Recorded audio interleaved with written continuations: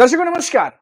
मेरा नाम है मनीष कुमार सिंह और आपका बहुत बहुत स्वागत करता हूं। महाराष्ट्र में महायुति के भीतर इन दिनों मौसम जो है वो गड़बड़ाया हुआ है। ये खबर जो मैं आपको बताने जा रहा हूं उसको सुनेंगे तो आप भी कहेंगे कि मौसम वाकई गड़बड़ है। महाराष्ट्र में शिवसेना शिंदे गुट को बड़ा झटका लगा है और ये झटका किसी विरोधी दल ने नहीं बल्कि सहयोगी दल बीजेपी ने दिया है। और सिर्फ एकनाथ शिंदे नहीं बल्कि अजीत पवार की एनसीपी को भी झटका लगा है। और ये झटका किसी विरोधी दल ने नहीं बल्कि अपने ही सहयोगी दल बीजेपी ने दिया है। आखिर बीजेपी ने कैसे अपने दोनों सहयोगियों को बड़ा झटका दे दिया है, डिटेल से आपको यह खबर बताने जा रहा हूं। महाराष्ट्र में स्थानीय निकाय चुनाव होने वाले हैं लेकिन उससे पहले ही दल बदल की जो राजनीति है वो जोर पकड़ ली है। लोकसभा चुनाव में महाराष्ट्र में महाविकास अघाड़ी को बड़ी सफलता मिली। हालांकि विधानसभा चुनाव में इस सफलता को बरकरार नहीं रख पाए महाविकास अघाड़ी और महायुति जो है वो विधानसभा चुनाव में उन्होंने वापसी की। अब विधानसभा चुनाव के नतीजों के बाद महाविकास अघाड़ी के कई प्रमुख नेता महायुति में चले गए, महायुति के कुछ नेता महाविकास अघाड़ी में चले गए। लेकिन अब हो यूं रहा है कि अब महायुति के भीतर ही अदला बदली शुरू हो गई है। अब स्थानीय निकाय चुनाव में कई नेता अपनी ही सहयोगी पार्टियों में शामिल होते दिखाई दे रहे हैं। सबसे ज्यादा नुकसान शिवसेना शिंदे गुट और राष्ट्रवादी जो पार्टी है एनसीपी, अजित पवार की एनसीपी, उनको होता दिखाई दे रहा है। स्थानीय निकाय चुनाव से पहले इन दोनों दलों के नेता और पदाधिकारी बीजेपी में शामिल हो रहे हैं। आपको बता दें कि शिवसेना शिंदे गुट के नेता और सांसद नरेश मस्के ने इस पर सार्वजनिक रूप से नाराजगी भी जताई थी। एकनाथ शिंदे की शिवसेना के बड़े नेता नरेश मस्के, उन्होंने खुद खुले तौर पर कहा था कि ये ठीक नहीं हो रहा, लेकिन पार्टी में ये अंतरकला अभी तक नहीं रुकी है और अब एक बार फिर शिवसेना शिंदे गुट को बड़ा झटका लगा है। सोलापुर में राष्ट्रवादी जो पार्टी है, कांग्रेस पार्टी, अजीत पवार का गुट, उनके साथ साथ शिवसेना शिंदे गुट को भी बड़ा झटका बीजेपी ने दिया है।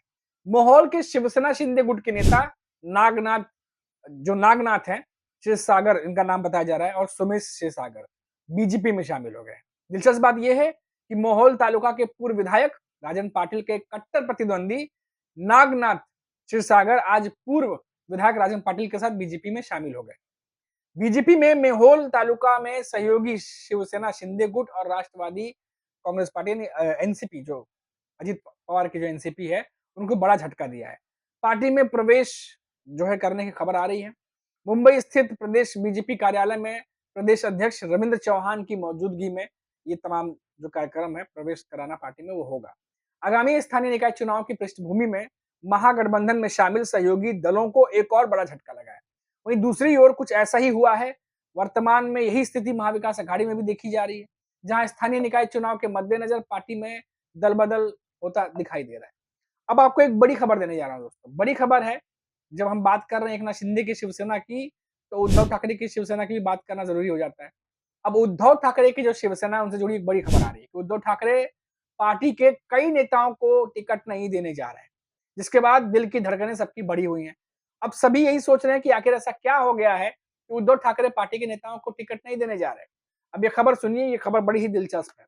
महाराष्ट्र में नगर निकाय चुनाव के ऐलान से पहले उद्धव ठाकरे जो हैं, उनकी अगुवाई वाली जो शिवसेना है, अपनी पार्टी के कई नेताओं की मुश्किलें बढ़ा दी है।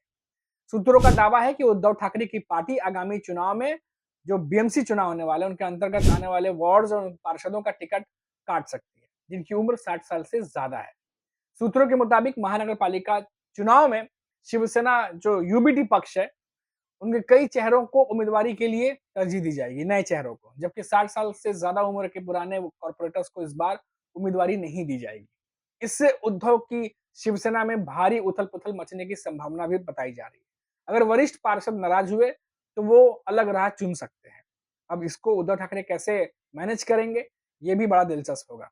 अगर ये फैसला लागू हुआ तो उद्धव ठाकरे की पार्टी की ओर से बीएमसी चुनाव में कम से कम 70% नए चेहरे उम्मीदवार होंगे, ऐसी खबरें आ रही है। माना जा रहा है कि इस रणनीति के तहत राज ठाकरे की महाराष्ट्र नवनिर्माण सेना और उद्धव ठाकरे की शिवसेना रणनीति बना रही है। क्या ये रणनीति नए चेहरों के साथ, यंग चेहरों के साथ आने की रणनीति क्या सही साबित होगी? क्योंकि अभी महाराष्ट्र में भी जनता बदलाव चाहती है, नए चेहरों को देखना चाहती है, नए यंग चेहरे देखना चाहती है जो काम करते हो। और शायद यही वजह है कि शरद पवार के एनसीपी से भी कुछ दिनों पहले ऐसी कुछ खबर आई थी कि शरद पवार भी इसी पक्ष में है कि नए चेहरों को मौका दिया जाए। सूत्रों के अनुसार वार्ड के उम्मीदवार तय करते समय जो उनके अनुभव हैं, पार्टी में उनके योगदान को ध्यान में रखते हुए उनकी राय भी ली जाएगी उद्धव ठाकरे की शिवसेना में, जो वरिष्ठ नेता हैं। इससे नई पीढ़ी को मौका मिलेगा और पार्टी में युवा नेतृत्व की भागीदारी बढ़ेगी। अब हालांकि उद्धव ठाकरे और राज ठाकरे ने अभी तक गठबंधन की घोषणा नहीं की है, लेकिन दोनों पार्टियों के नेताओं की संयुक्त बैठकों को देखते हुए ये ऐसा लगता है कि इस पर काफी कुछ बातें हो चुकी हैं। इसमें हर वार्ड में दोनों पार्टियों की ताकत और प्रभाव को देखते हुए सीट शेयरिंग पर विचार किया गया है। 2017 में नगर निगम चुनाव में शिवसेना ने 84 सीटें जीती थी। हालांकि चूंकि उसके पुराने जो पार्षद हैं वो शिंदे सेना में भी शामिल हो गए हैं, इसलिए उनकी जगह नए चेहरों को मैदान में उतारा जा सकता है, ये बात कही जा रही है। अब ये देखना दिलचस्प होगा कि उद्धव ठाकरे जो बड़ी रणनीति अपना रहे, इसमें से एक खबर ये निकल कर आ रही है सोर्सेस के हवाले से, हालांकि ऑफिशियली कुछ कहा नहीं है उद्धव ठाकरे ने, तो ये अपने आप में एक बड़ी रणनीति हो सकती है, क्योंकि हमने आपको पहले भी बताया था कि उद्धव ठाकरे मातोश्री पर बैठकें कर रहे हैं। अभी भी कल ही की बात है कि शाखा प्रमुखों के साथ बैठक हुई है, ऐसी खबरें आई हैं। जो शहर प्रमुख हैं उनके साथ में बैठक हुई है और नई-नई स्ट्रेटेजी के साथ नए-नए जो प्लानिंग है वो उसके साथ में उद्धव ठाकरे इन दिनों जो है वो विचार-विमर्श कर रहे हैं। अब देखना ये होगा कि उद्धव ठाकरे की जो रणनीति है, बदली हुई रणनीति जो राज ठाकरे के साथ आने के बाद उन्होंने बदली है, ये कितना कारगर होगा और कितना जो है ये उद्धव ठाकरे के लिए फायदेमंद होगा। और आपको बता दें कि ऐसा ही कुछ स्ट्रैटेजी जो मैंने आपको बताया कि कुछ दिनों पहले शरद पवार के खेमे से भी आ रही थी कि शरद पवार की एनसीपी में शरद पवार एक बड़ा फैसला कर चुके हैं। हालांकि शरद पवार ने ऑफिशियली अभी इस पर कुछ कहा नहीं है, लेकिन खबर आ रही है कि उन्होंने भी फैसला किया है कि नए चेहरों को उतारा जाएगा, खासतौर से मुंबई और मुंबई के आसपास के इलाकों में नए चेहरों को मौका दिया जाएगा। कुछ चेहरे ऐसे भी हो सकते हैं जिनका बैकग्राउंड सियासत से नहीं है। तो जनता के बीच ऐसे लोगों को ले जाने की कोशिश की जा रही है जो जनता चाहती है, क्योंकि लगातार कई बार लोगों से जब हम बात करते हैं तो लोग भी यही कहते हैं कि नए चेहरों को मौका देना चाहिए, यंग चेहरों को मौका देना चाहिए, सियासत में काम करने वालों को मौका देना चाहिए, जिन्हें कई बार मौका दिया जा चुका है, उन्हें बार-बार मौका देके क्या मतलब? नए चेहरों को मौका दीजिए, सबको काम करने का मौका दीजिए, कौन कितना अच्छा काम करेगा उस हिसाब से जनता चुनेगी। अब यही उद्धव ठाकरे और शरद पवार करते हुए नजर आ रहे हैं। क्या ये बीजेपी की मुसीबत बढ़ाएगी? क्या ये महायुति के नेताओं की मुसीबत बढ़ाएगी? क्योंकि एक तरफ तो महायुति में नेता दल-बदल कर रहे हैं, पुराने नेता इस पार्टी से उस पार्टी जा रहे हैं, वहीं महाविकास अघाड़ी के जो दल हैं, शरद पवार के एनसीपी, उद्धव ठाकरे, वो नए चेहरों की तलाश में है और नए चेहरे मैदान में उतारने की तैयारी कर रहे हैं। तो ये बड़ी खबर है, बड़ी स्ट्रैटेजी है। अगर वाकई ऐसा है, तो ये बड़ा दांव हो सकता है और ये निश्चित तौर पर कोई ना कोई बड़ा फैसला लेकर के आएगा। चौंकाने वाले नतीजों के साथ ही ये चीजें हो सकती हैं। तो देखना होगा कि उद्धव ठाकरे और कौन-कौन से बड़ा फैसला करने जा रहे हैं। हमारी नजर लगातार बनी रहेगी, क्योंकि आपको हमने पहले ही बताया कि बैठकों का दौर जारी है और कई बड़े फैसले लिए जा रहे हैं।